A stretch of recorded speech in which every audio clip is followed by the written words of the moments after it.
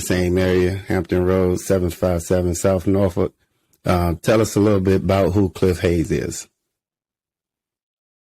Well, James, I grew up here in the South Norfolk borough of the city of Chesapeake, born and raised, matriculated through the schools that we all have gone through in that same elementary, middle school, junior high space. And then, of course, comes the big divide where in South Norfolk, some of us end up going to Indian River like you all did, and some of us go to Oscar Smith like I did. So I went by way of Oscar Smith after growing up in South Norfolk, playing 3 sports, baseball, football, and basketball mainly, and got to high school and had to make some decisions, and we focused more on just the football and baseball. Graduated from Oscar Smith and decided to focus on baseball after being recruited heavily for baseball, and wanted to pursue that piece, focusing on baseball, and I wanted to get involved in technology. Those were my 2 passions. And of course, my junior year of high school, I was offered a few scholarships, and I wanted to follow in my father's footsteps, who had played at Norfolk State and actually played on the very first baseball team at Norfolk State, and was their first captain. So I followed in my father's footsteps over at Norfolk State to play baseball. Got my degree from there in computer information systems, and the rest is history. I went on to get some graduate work done in the space of information technology, but I also decided that there was a lot lacking, right, when it comes to the development of our young people in the community. I realized after leaving high school the tremendous amount of resources, training, and specialty in the space of baseball that most of the kids never even knew, technique-wise. So I said I would give back to the community and begin to give back in that way. So I started coaching. And lo and behold, while I was coaching baseball, my African-American history professor at Norfolk State was the mayor of the city of Chesapeake. And he came out one opening day and threw out the first pitch and said, "You need to be involved in the community." And I said, "Well, I am involved in the community. I'm coaching." And he said, "Well, that's great, but there's a bigger picture to this thing called life." And I said, "Well, one day I'm going to join you in that effort in a greater scale." I then was met with my friend Tony Brothers, also who grew up in South Norfolk, went to Indian River. By today's standard, he's kind of claiming Norfolk now, but he did live in Sunrise Hills growing up. And when I was coaching baseball, Tony Brothers was an umpire, a Little League umpire. And he also called basketball games too in Little League. He said, "Man, I know you love being around the game and helping the kids, but at least you could get paid for it. So come on, be an umpire, a referee or something." And I said, "Well, you take that path, and I want to take this more close, intimate path with the kids where we can mold and shape them and put them on a nice trajectory to try to improve their lives, not only athletically, but to also talk to them about, staying out of trouble, etc., getting their education, and seeing where their lives can be changed." And so I continued coaching.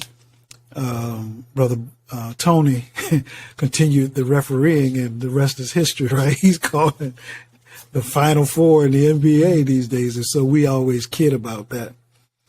But when I decided to finally connect up with Mayor Ward and many other leaders, African-American men, who were mentoring young men in the city of Chesapeake, I had the opportunity to sit at the feet of some very, very, very visionary leaders, and many of whom outside of joining Chesapeake Men for Progress, I would have never met. I would have never known. As we grew up in South Norfolk, we just were enjoying life. But here it was, I saw a different picture. I met these men, these African-American men, who were carving out pathways so that life for us would be so much better, so much greater, giving us so many more opportunities. And in that room, also at those Chesapeake Men for Progress meetings, was my junior high school principal at Truett High School. Fast forward many years later, in that room was James Fry, right? Mr. Fry went on from Truett to become the principal at Indian River High School. And I would believe he's probably, at that time, probably was your principal when you went there. And all of us know the commitment, the passion, the courage that Mr. Fry has in fighting for the development of young men, or all of his students, right? But especially giving a special touch of influence and mentorship to young African-American men that were coming up, or young African-American boys coming up through the school system. I met the mayor of Chesapeake, Mr. Fry, Dr. Hugo Owens, in which now one of our middle schools is named after. These people were part of the fabric of our city at its inception, when it began. Dr. Owens and W.P. Clark, who were members of Men for Progress, were the first African-American men elected to the Chesapeake City Council. And so I just sat at the feet of these folks as they went around shaping Chesapeake and getting ideas. And then came a moment in time in 2003 when they, at one Saturday morning, turned to me and said, listen, Mayor Ward was going to retire in 2004 and in his term. And he asked the question, why don't you run for city council so that we can continue this trajectory of making sure that all voices are heard in the city of Chesapeake when it comes to the ordinances, the laws, the policy that's set in our city. And so, I didn't know anything about running for office or whatever, but these men told me that they were going to help me. Bill Ward, Mayor Ward at the time, Dr. Hugo Owens, Dr. Willa Bazemore, who was the first African-American female or person elected as vice chair of the school board, and then also vice mayor as a female for the city council in the city of Chesapeake, the sheriff of the city, Sheriff John Newhart, the commissioner of revenue, Ray Connor, all of these people together combined got behind me and helped me get elected to the city council. And boy, was it an eye-opener, because it was there that I learned firsthand what a difference it makes with having representation on the city council, because the decisions are being made about our livelihoods, our communities, our neighborhoods, the safety of our neighborhoods, the paving of our streets, the drainage in the neighborhoods, the safety, the public safety, the zoning ordinances, the decisions about what businesses are going to go where in the city. And so I got involved with that. And after some years of serving on city council, after 2 terms, a position opened up as an elected official at the state level, as a state delegate. Another South Norfolk native, Lionel Sproul, who was the delegate, ended up running for a Senate seat. And when he got elected to the Senate, I ran for that delegate seat representing South Norfolk and Indian River, Camelot, and Deep Creek, certain parts of Deep Creek, etc. And I got elected at that seat, and I've been here now for the past 6 years, fighting on behalf of home, right? South Norfolk, Indian River, and in that district, just to paint a picture for you, these are some schools and school zones. So you got Oscar Smith High School, you got Indian River High School, you have Deep Creek High School in Camelot, you got Crestwood Middle School and Intermediate, Carver Elementary. So the Cuffey Center, Compostela Square, Foundation Park, Sunrise Hills. This is letting you know geographically what I'm representing, your state delegate, fighting for home. And so proud and honored to have the opportunity to do so.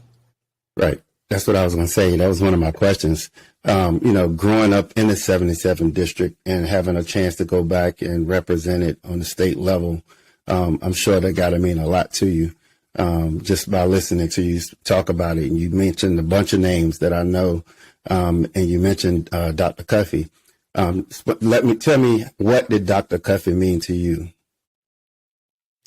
Man, that was a powerful relationship between Dr. Clarence Cuffey and I, because, as I mentioned, growing up in Chesapeake and South Norfolk, so I got to let you know about the backstory of that. So my parents grew up in South Norfolk and are from South Norfolk. My wife grew up in South Norfolk. Her parents grew up in South Norfolk.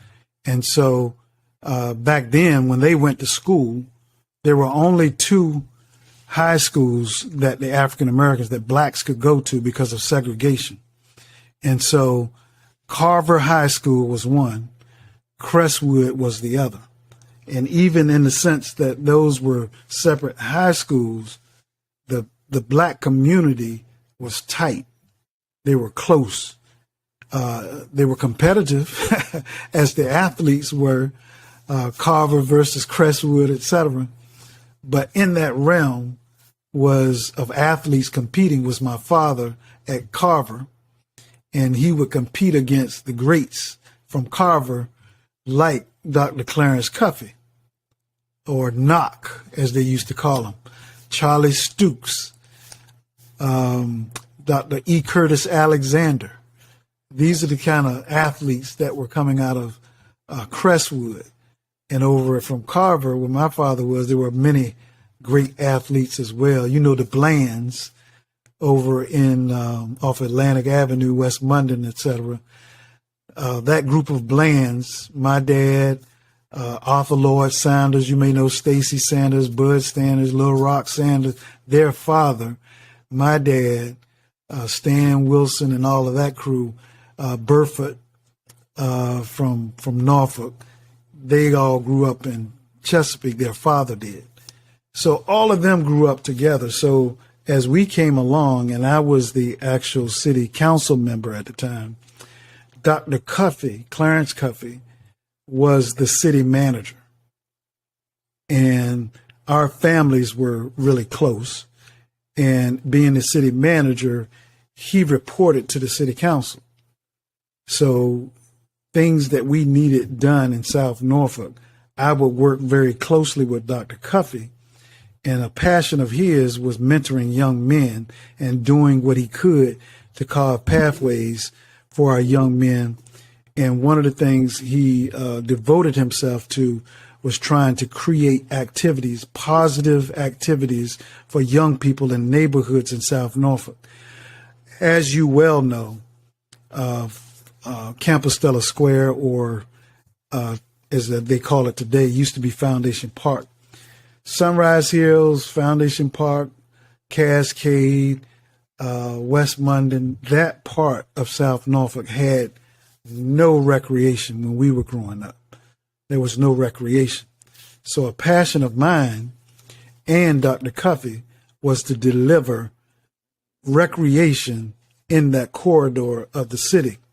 How is it that city leaders were to expect little 9-year-olds, 8-year-olds, 7-year-olds to find their way up Campostella Road, no sidewalks, deep ditches, dangerous traffic, an overpass, and they were supposed to find their way to the Indian River wreck with parents working 2 and 3 jobs and so forth. It wasn't an easy thing to do. So we wanted to bring that recreation into the community.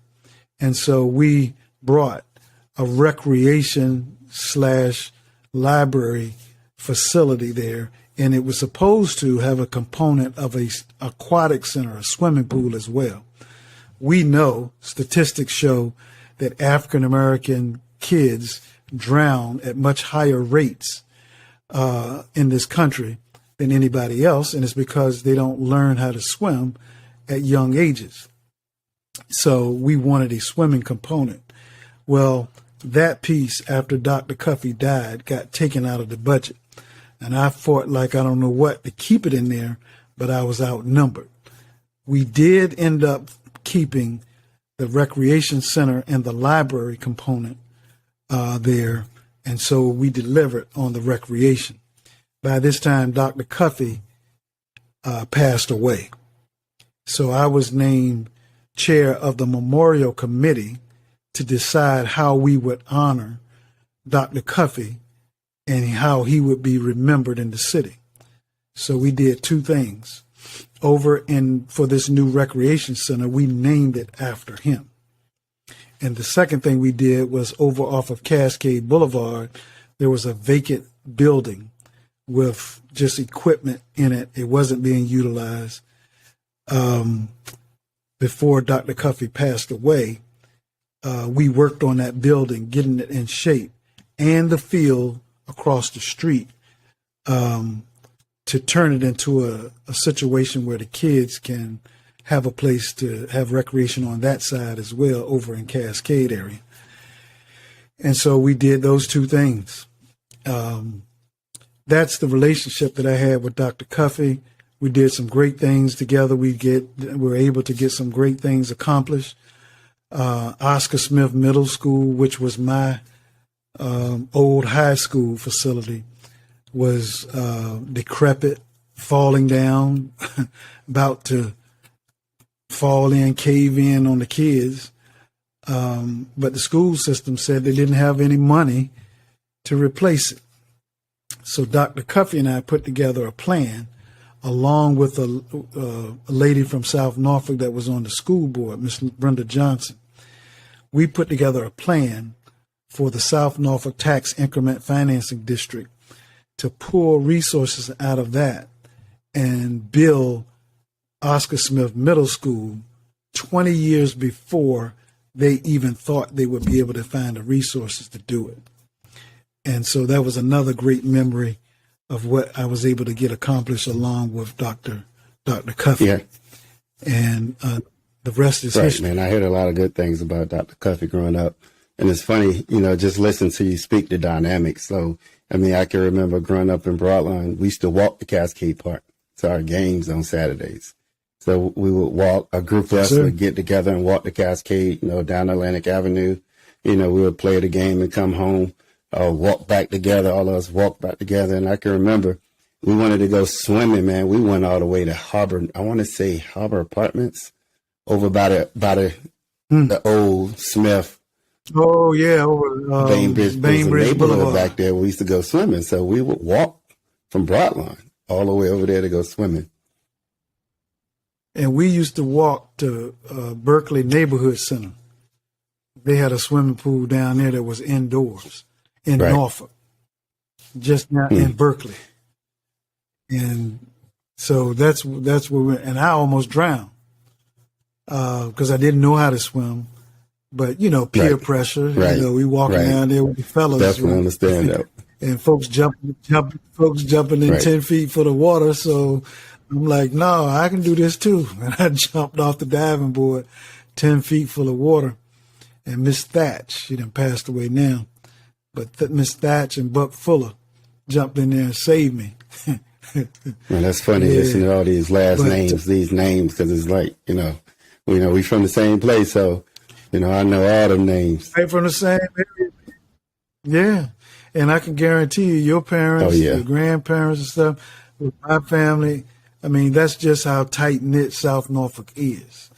That those folks, some way or another, crossed paths, competed against each other athletically, but at the same time, were like family.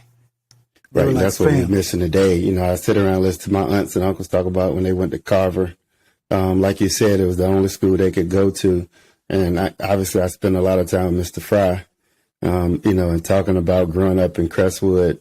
You know, the Sprues live right on the outside of Broadlawn on Atlantic Avenue. So I think the house I lived in Broadlawn, you could a direct line to where the Sprues live. Used to jump that fence right there. Yep. You know, his mom, they getting on top of us. Get out there, yard.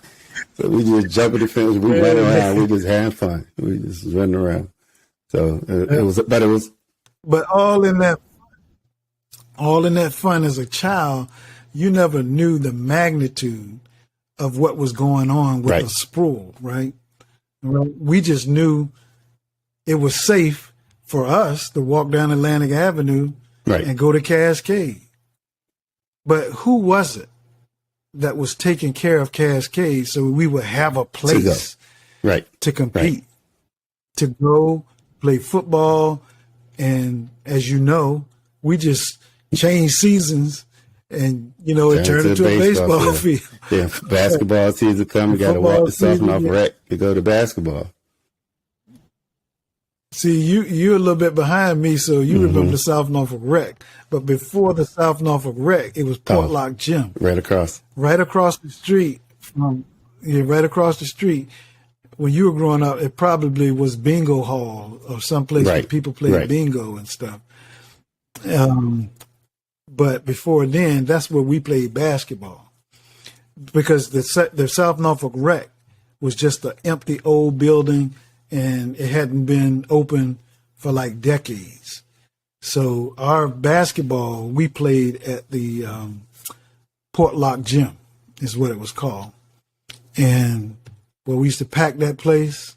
And on a Saturday morning, man, Yeah, that was it. Cascade It was Park on. being like that too back in the day. Same thing, at Cascade, you go out there on a Saturday at 8 o'clock and, you know, wait for your game, for y'all's turn to play or whatever. But we had a awesome time there with the Bobcats. That was my midget league team that I played on. And we absolutely could not be stopped. We had a backfield. Marcus Anderson was our quarterback. Hold up. Pretty Marcus played football?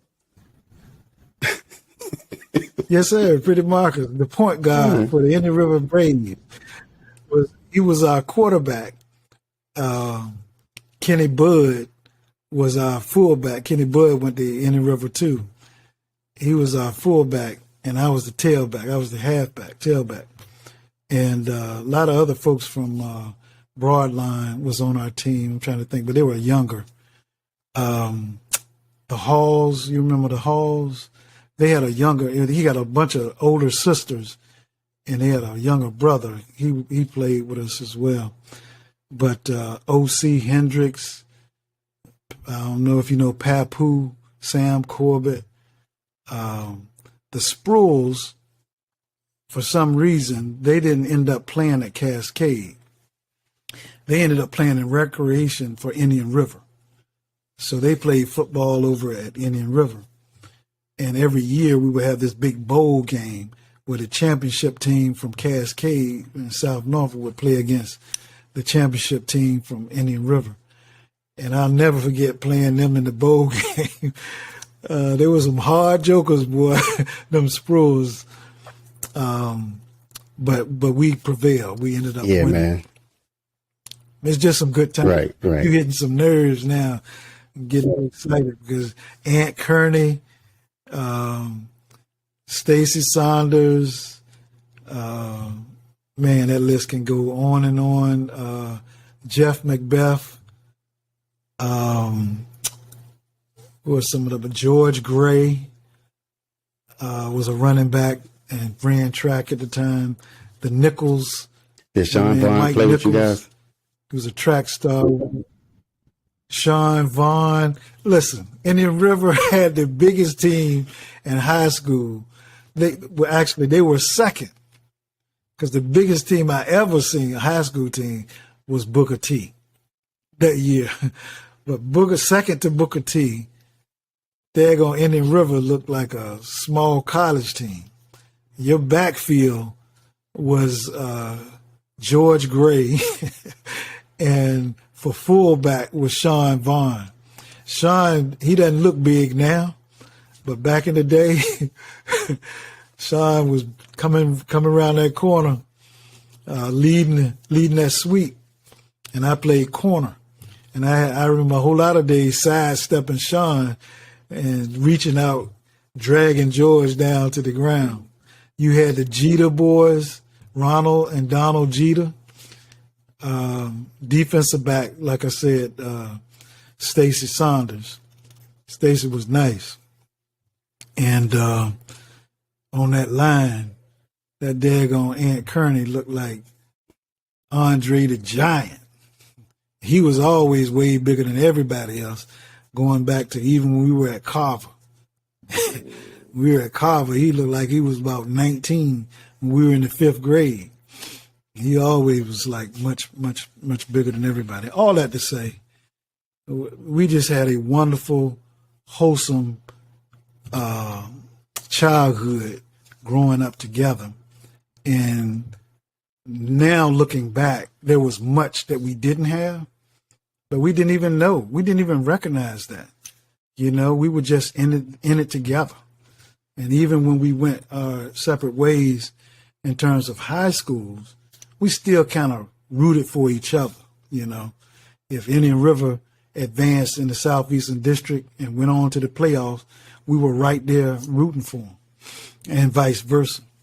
Basketball-wise, nobody could touch Blake Anderson coming out of Broadlawn. Nobody could touch. Listen, I'm talking about before folks started talking about shooting three-pointers. Pat Creasy was pulling up near about half court, dropping them. And that team that they had, boy, was something else. I know y'all did your thing when you were there, but these brothers, they carved the pathway. They made a pathway and paved the way for you guys that came through. And you all were awesome, too. I never lost the passion for being around high school sports. So when you all came through, I was right there at every game, all the playoffs, watching you guys play, watching you win basketball championship, football championships, and the like. And even to this day, you know, some great athletes have come right out of South Norfolk, going back to, professionally even. Kenny Easley, in my mind, was the one that kind of made it out first. And ended up going to the West Coast. Back then, wasn't a whole lot of scholarships being offered for folks to get outside of, the CIAA schools, But Kenny ended up going to UCLA, and that was huge. And we grew up, everybody wanted to be like Poncho. That's what we called him. And right on that field that you just mentioned, Cascade Field, that's where he used to star and do his thing before going on to high school. Now, I played with Kenny's younger brother, Keith. I don't know the age range of Keith and you all. He might be a little bit older than you as well. But Keith Easley is who I played with. But just some wonderful times, man. And so for me, serving in the House of Delegates is a way to help preserve, protect the area in which, I grew up in, my parents grew up in, and that legacy of folks fighting for a better way, a better life, as much as we can for our people. And that's what I enjoy doing. It's funny because just going down memory lane, thinking all these names, and just, being from the same area, it's just and hearing all the stories from, Tony Fry, Mr. Fry, Irvin Young, who's a part of the Chesapeake for Young Men. So, it's just funny, my uncles just, just sitting around, let's talking. And everybody it was always Stacy Saunders and Butch Creasy and everybody. So, man, that was, that's definitely memories right here. Oh, no question about it. And that legacy continues to go on, man. Great athletes, great corporate citizens like yourself, are all over the country coming right from South Norfolk. If you look in the league now, and it doesn't matter which league you want to look into, whether it's the NFL, the NBA, or if you want to look at National League Baseball League, you're going to find a footprint coming out of South Norfolk somewhere, either just recently retired or in recent years like yourself and others. You may not realize it, but what is happening is you all are that time of you guys coming, man, it was like it wasn't a regular thing that Penn State, our players were going to a Penn State. And it was a big deal when you were going to Penn State. It was a big deal. You may not have felt it or knew it. I was just reading and following some stuff on you, and you were saying how in the 9th grade you had started going to camps at Penn State. I'm like, wow, because we didn't get that opportunity. Our parents back then, the thought Stacy's daddy, my daddy, everybody, they say, look, you just get out there and play, and the folks gonna find you. They'll find you because that's what happened to them. But what truly should have been happening is they should have been getting us to those camps and so forth, given that exposure. And once as you know, coming out of South Norfolk, all you need is a shot. Just put me in the pool, and I'm gonna figure this thing out. Right. I'm gonna perform. I totally agree, man. Perform. I mean, because if you look, just looking at NBA the last couple of days, I mean, you got the kid Cam Thomas. He done scored 150 points in 3 or 4 games. Oscar Smith guy. Cam grew up not only Oscar Smith, right across the street from Portlock Elementary. Then, that's where he lived. And went to Portlock. Then Sunday, he went to Super Bowl, you got Josh Sweat. Sweat, right from South Norfolk, Crest. He went to school with my daughter. They went to Crestwood Middle School. They ran on the track team there. They did their thing over there. He ended up going to Oscar Smith. She went to Grassfield through the Governor STEM Academy.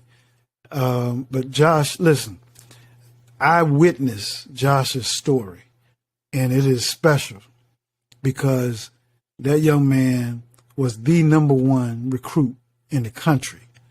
And I used to just kind of stand on the sidelines, doing photography. I carry my camera everywhere I go. And I would be taking pictures of things and so forth and just chopping it up with the players, sponsoring their meals for the team and, whatever else, equipment and stuff the team might have need. We had an Oscar Smith Tiger Booster Club, so to speak. But I watched the devastation in his face when he got hurt. Because everybody, all these schools, he could have written his ticket to go anywhere he wanted to go. But after he got hurt on that fluke play, it was Becky Smith. I think Andy it River. was. Ended up going to Andy River. Ended up going to Andy River. But the coach kept both of them in the game, I believe, unnecessarily, because they were way ahead. So he has both of them in the game rushing, trying to block a field goal. And Sweat didn't think he had a chance to block it. So as he ran an approach, he stopped. Beckett, coming from the other side, felt like he still could block it. So he laid out. And when he laid out, he sideswiped Sweat in the knee and messed him up, unintentionally. And they doubted whether or not he was going to be able to run again, let alone play. So imagine, just push your imaginary YouTube mind and button and go back to your senior year and your final wrapping up of your season, and you got all of this hope for what you're going to do, where you're going to go, and how you love the game. And then somebody comes and tell you, you need to think, because we got to figure out a way to help you run again.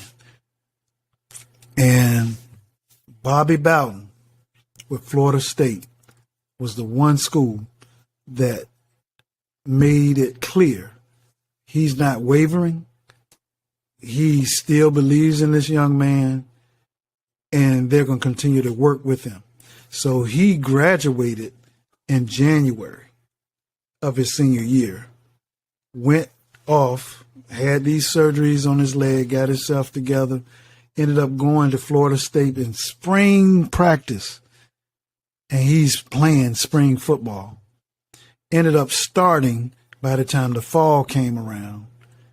Started the first freshman year, second year made All-American. Next year made All-American. And then I think there was his junior year after that, he went into the draft. And now in the Super Bowl, not just in the Super Bowl, but has made his own mark in terms of sacks, rushes, applying pressure at that level. Now, I can tell you a many day on a Sunday, leaving my mom's house on Clemson Avenue down the street from Portlock, it would be this guy out there by himself with these big tires, flipping them over, pushing them, flipping them over, working out. And a couple of times my daughter was with me, she said, "Dad, that's Josh over there working out by himself." So he was dedicated to his craft.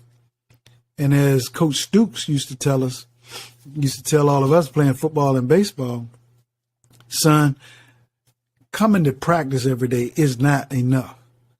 You want to, the also-rans are the people who just go to practice with everybody else.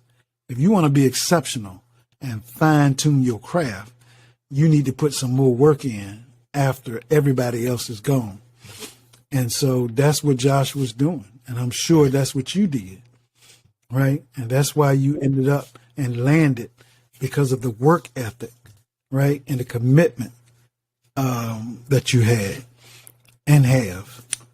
It's all in exposure and understanding what it is, diet, and everything else that goes along with it that's going to help prepare you.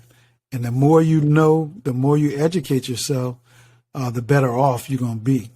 And that's what I want to be able to do for our young people. I'm still living here in the area of Chesapeake, never leaving South Norfolk, always going to be there for the area, doing whatever I can.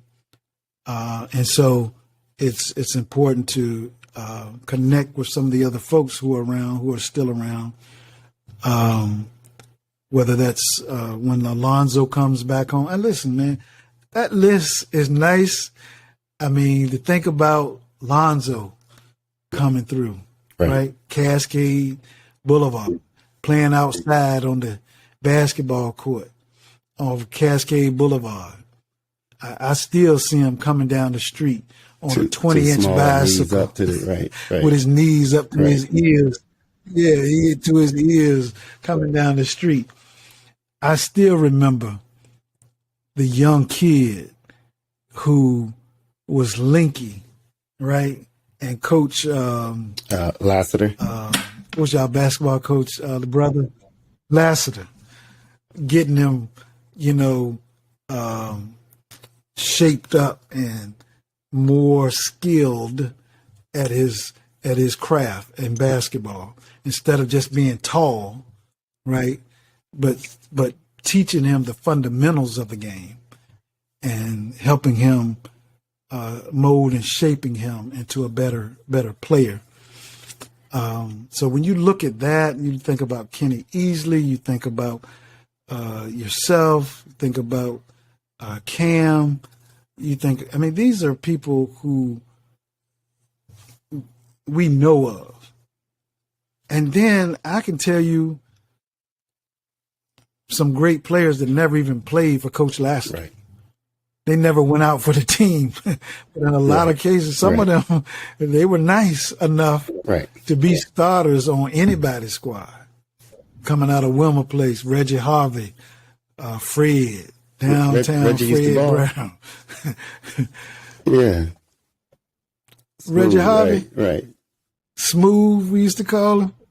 Man, shoot, he was just like that. He was smooth. He'd be coming down just smooth, bringing the ball up the court. And then the older guys was Fred Brown, and then the Hill brothers, the twins, Calvin Hill, Bay Hill, and long before girls basketball turned into what it is today. Most girls basketball team, they would be running up and down the court, scratching each other, and it was just ball rolling out of bounds back and forth. But Annette Hill, because of her brothers and growing up in Wilmer Place, and she would be out there playing with them on the court, she could take anybody.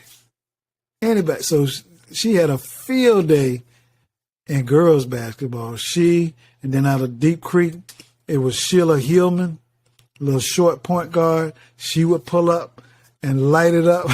Yeah, man. Man, those were some exciting times. A lot of talent in there. You didn't even mention William Fuller.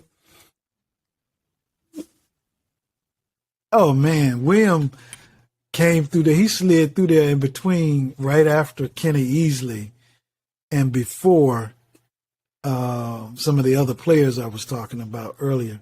But again, William Fuller, his parents and stuff grew up in South Norfolk too. Right. And so that's a part of the fabric and extended family as well. And you want to talk about something, this is how people, again, I was just blessed to watch this thing begin to unfold. Chesapeake Men for Progress, as I told you about as an organization, used to do some good work for the city in the way of molding and shaping ordinances, laws, planning commission, economic development commission, boards, the hospital, Chesapeake Regional Hospital, etc. But then came the new Chesapeake Men for Progress. That was an organization, it was a resurgence, if you will. I literally had to go to some of those leaders because many of them were getting older. And so the leadership that was left running the organization had decided to close it down. They said, we don't need that anymore. And I balked at that idea. I called up Mr. Fry, I called up Dr. Ward, Hugo Owens and them, and told them what the plans were. These people were trying to shut down Men for Progress. They resurged and reorganized the group. That's why today they call it the new Chesapeake Men for Progress. At that resurgence and regeneration of the organization, they decided to have a Black Male Development Conference, is what they called it. And the very first one was at Indian River High School when Mr. Fry was the principal in the cafeteria. And the very first speaker was William Fuller. Brother Fuller came and he spoke as the first keynote speaker. That went on for 3 years in the cafeteria at Indian River, but it kept growing. And then they said, well, let's take it to the conference center. And they took the thing over to the conference center, and it continues to grow to this day. Every year, it just grows and grows and grows. And that organization, before anybody else, was giving scholarships out to young African-American men from each high school in the city of Chesapeake. And they continue to do that to this day. And so I'm just proud to be a part of it. And the names that you mentioned, Irvin, and Mr. Fry and many other leaders continue to be a part of that Right. organization and that group. And when it's time for me to run for re-election and I'm out there running and all of this stuff, they don't listen, these jokers have tried to run against me and they just kind of pop their little heads up and they get out here. We run so deep in the community, they say, Cliff, don't worry about it, we got this. And they squash the competition. And they get out there with me. We knock on doors. They work the polls on election day. And, Right. we Well, take speaking care of of home. voting, most people vote on the federal level, on the presidential level. Talk about how important it is to vote on the local level. The local is probably the most important level of all, because that's where the rubber meets the road, right? Not very many people are going to be able to bump into their president of the United States, right? You're not going to just run into or bump into your congressperson.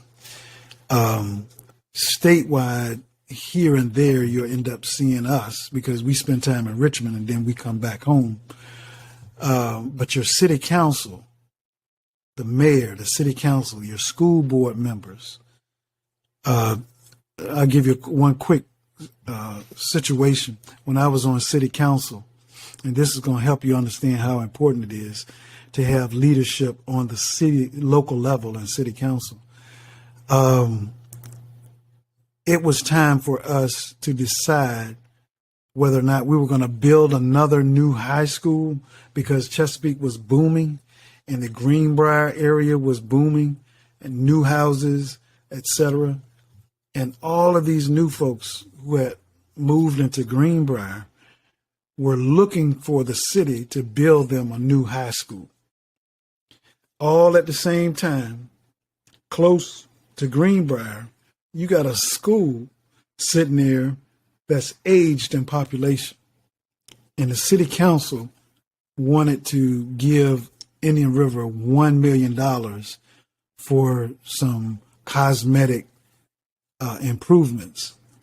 But because I was on city council at the time, along with Dr. Ella Ward, Brian Collins, Dwight Parker, and the like, these people, we built a coalition to make sure that Indian River not only got $1 million, I don't know what we would have been able to do with just $1 million for that school, but what we were able to do is to put $52 million into the school for its improvements. And so with that, the whole facade on the front of the school, we went in and changed that. The lighting of the school, instead of that dim, dark, gloomy look, we brightened up everything there at the school.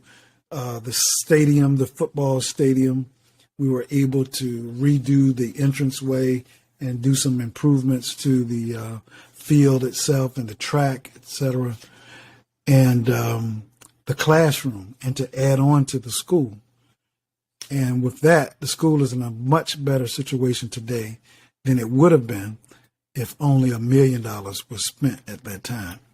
So I say, you asked the question about the difference that it makes with people being involved with their local government. The Indian River community is a proud community. And when they saw these improvements being made, they appreciated it because they were in an uproar with understanding and finding out that the city was not willing to invest in that structure, but yet they were willing to try to build a brand new school just on the other side of the interstate for the new folk. What about the folks that have been pouring into the city coffers paying taxes for all of these years? Improve this school. And ultimately, that's what ended up definitely needed.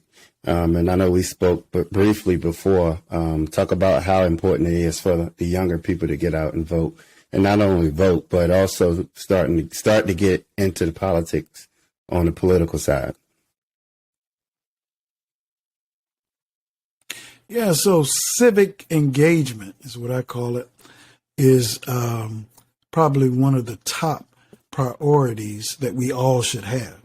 Yeah, it's great to enjoy the recreation and the fun and nice things of life. But guess what?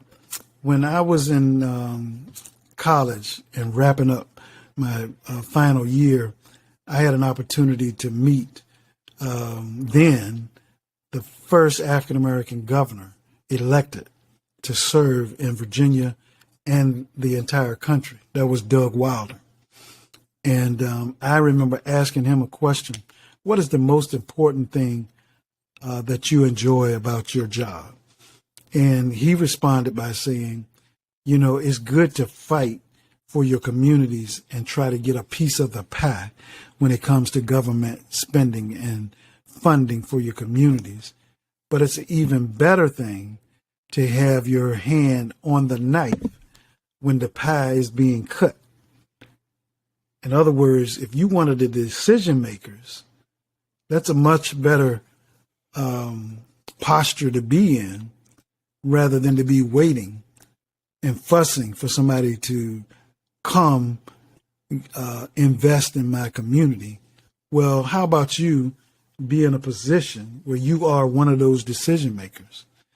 And so I've never forgotten that being in a position to make a difference in the community, and even if it's not as an elected official, but to be engaged and aware of what's going on around you, how you have a right to go down to City Hall and speak out on the issues that are going on in your neighborhood. For instance, just 2 days ago had a gentleman to call me. He said, Hayes, he's an older gentleman. Hey, he lives right across the street from the high school. He said, Hayes, I'm sick of these cars speeding up and down Dunbarton Avenue.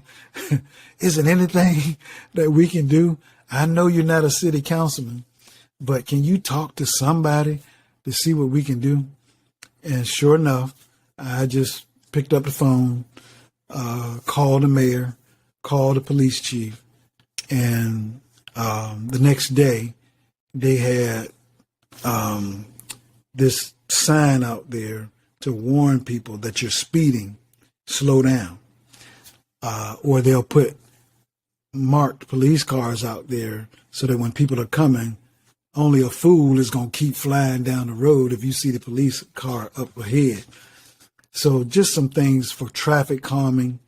It's too dangerous for the kids to have to walk across, back and forth across the street, for somebody to be doing 50 miles an hour as school is being let out.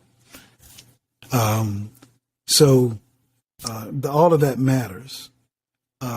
Being able to be engaged like that, having a civic league. That Georgetown Civic League is one of the most powerful civic leagues in the city. If anything anywhere near or around Georgetown needs to happen, the Georgetown Civic League president just picks up a phone and calls, because city leaders know how many houses, how many voters there are out there. And if you're not doing what you're supposed to do, those folks are going to see you at the polls and vote you right up out of there and put somebody else in there that's going to take care of their community. It ain't personal. It's just business. and so to that point, I've learned that whatever I can be involved in, I'm going to do that. Whether it's coaching, whether it's when my daughters were growing up, they were involved in sports. I was going to be one of the coaches, or I was going to be at the practices watching and involved in some way. And when it came to voting and being involved in the community, I was going to make sure I was a registered voter, because I understand that there's some people who want to keep us from voting, right?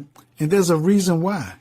If people are fighting so hard to keep you from voting, you ought to realize that there's something valuable about your vote. The one thing about voting is I don't care how wealthy you are or how fewer your resources are. An equalizer is voting. I got one vote just like the next person. And when I go in there, I got a right to cast my vote, just like they got a right. And if we strategize, look, we're athletes. If anybody knows about strategy, athletes understand strategy. Right. If you Right. don't, you're not going to be a successful one. You know, if your game plan, you got to switch that up. If the forecast for Sunday is it's going to be a blizzard, and you know the game is still on, you're going to be playing. Why are you going to continue forward with a running game plan?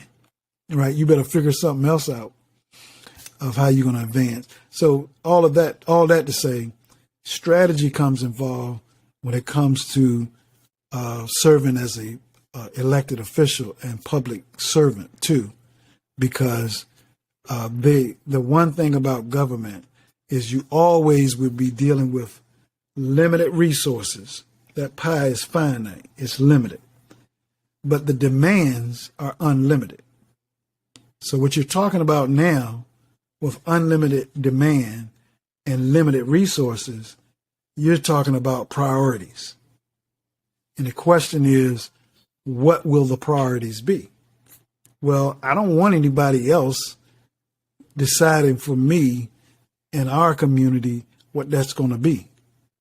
I'm going to have my ear close to the ground, hearing what the community is asking for, and I'm going to make sure that they get what it is that they're asking for. If you don't have representation in that form, then folks will just forget all about you.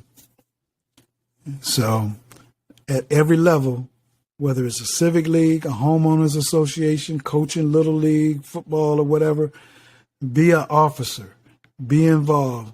If it's Boy Scouts, if it's Girl Scouts, whatever, be involved and be engaged. I have two guys that's, grew up, I played with and afterwards, that's now into politics. Marcellus B2 Harris over in Newport News, who's a city councilman, and now Aaron Rouse. Yeah. This is one of the great reasons why we need to share and be leaders with our young people, is because if we leave it up to the media, sometimes what they will do is paint a picture about our great people as though they are larger than life. But what that does to a young person is it makes them think that that's something beyond what they can become. But if they listen to the stories of how we matriculated, then they know we just ordinary people, just like they are. And we somehow figured it out, and you can figure it out too. But it doesn't come without hard work. But at the same time, having faith in self and believing in self will go a long way. And that's pretty much the message that Rouse was sharing with the young people this morning.